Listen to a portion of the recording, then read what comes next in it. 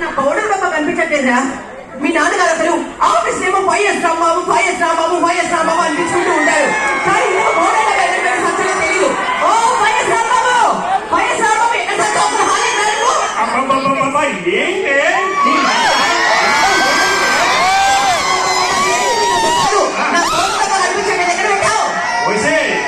ఇంట్లో ఏదైనా మనకు సంబంధించిన ఏ వస్తువైనా మనది అనాలి కానీ నాది, ఇది నా పౌరు, నా పేస్ట్ అని వేరు చేసి మాట్లాడకూడదు.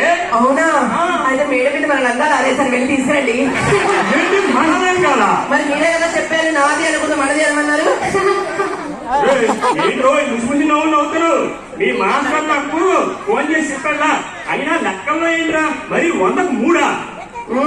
మరి అరటి చెట్టు అరటి కాలే కాస్తాయి, వంకాయలు బెండకాయలు ఏమైనా కాస్తాయా?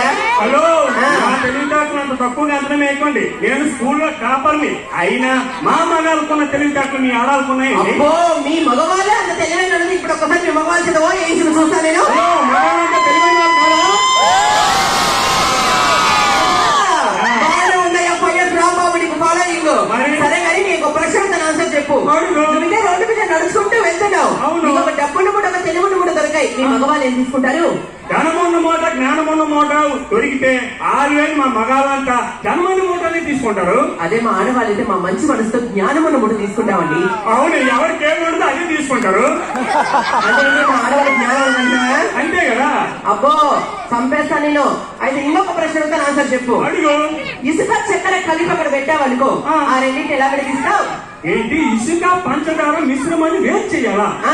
అబ్బో, ఇదేదో చాలా టఫ్ క్వశ్చన్ కాకుండా IAS, IPS, IIT ఎవరు కూడా చెప్పలేరే. ఏంట్రా ఇంత టఫ్ క్వశ్చన్ నేనే చెప్పలేకపోతే నువ్వు చెప్పగలవా? ఏంటి ఒకసారి చెప్పు.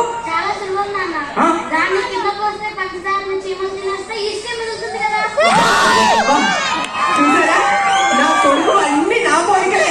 చక్కగా చెప్పాడు, బంగారు కొండ. ఇప్పుడే అన్నాడు కదే, ఏ వస్తువైనా మనది అన్నారు కానీ వీటి నీ కొడుకే కాదే, మన ఇద్దరికి కొడుకు. అబ్బో, వీటేంటి ఏం తక్కువ లేదు కానీ నాన్న కరెక్ట్ ఆన్సర్ చెప్పావు కదా. ఆపిల్కాయ తింటావా? పోనీ అరటి పండు తింటావా? నువ్వు కూడా మీ నాన్నలాగా మొత్తం తింటావు ఎదవా. సరే నాన్న, నువ్వు జ్యూస్ తాగుతావా? మరి పాలు తాగుతావా? లస్సీ తాగుతావా? అచ్చు మీ అమ్మ పోలికేనా, రక్తం తాగుతాడు ఎదవా.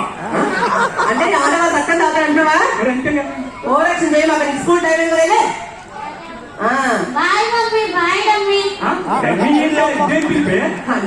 వాళ్ళు అలా నేర్చుకున్నాడు. కానీ ఇవ్వండి, నేను బ్యూటీ పార్లర్కి వెళ్ళాలి, డబ్బులు ఇవ్వండి. మళ్ళీ బ్యూటీ పార్లర్కి వెళ్తావా? మళ్ళీ బ్యూటీ పార్లర్కి వెళ్తాం అంటారేంటండి?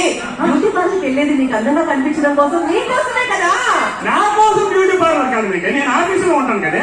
సరే కానీ బ్యూటీ పార్లర్కి వెళ్ళిన ప్రతి ఆడవాళ్ళకి ఒక డౌట్ ఉందండి. ఏంటి, బ్యూటీ పార్లర్ తెలుగులో ఏమని పిలుస్తారు అని? మహిళా గ్యారేజ్. మహిళా గ్యారేజా? ఎందుకండి? పట్టబడ్డ పనులన్నీ రిపేర్ చేసి మహిళా గ్యారేజ్.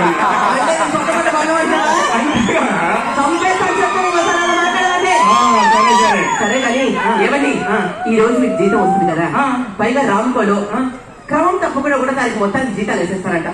ఈ నెల జీతాలు రాగానే ప్రతిరోజు షాపింగ్ చేద్దామండి.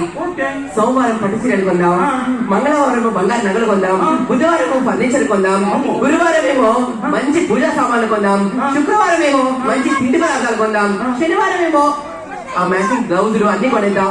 ఆదివారం ఇవన్నీ జరిగితే మనం ఆదివారం గుడికి వెళ్ళాలి. ఎందుకంటే జీతం పెట్టుకొని దేవుడు అడుగుతారా? అడుక్కోవడానికి వెళ్ళాలి. ఎందుకంటే నువ్వు చేసిన ఇష్టాంతం చూస్తే జీతం మొత్తం అయిపోద్ది.